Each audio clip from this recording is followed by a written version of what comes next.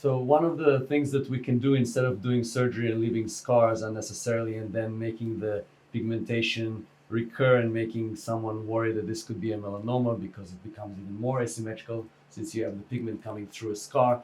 There is a technology, it's called DermTech, and what it does is kind of like with police coming to your house and checking the fingerprint against the database of criminals they have to find out if one of the people who was in your house is a criminal.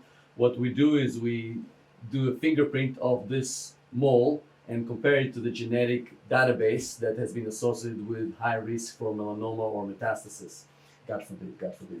So I believe in your case it will be completely benign, but because the wife was very, very concerned, we're going to do this test, and it's a very, very simple test. It's painless. What we do is we take a little bit of the skin off every time with it's like a sellotape. We mark the spot and then we apply it on a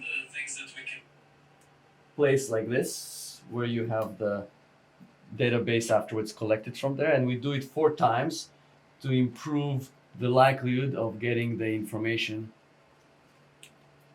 and make sure it sticks there and make sure there's no hair in that area because otherwise, or blood, because otherwise the DNA will be from that area instead of from the area where the mole is from the pigmentation.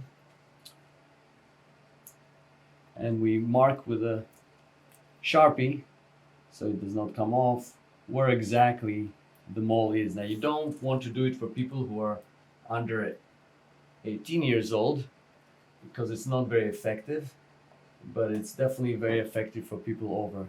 Some people say 16 and older is fine, but because the moles undergo more changes, this test is less predictable for those patients. Sometimes if you will have trauma in that area from friction, it may show also abnormal results when it's actually not. So that's about it. Was it painful?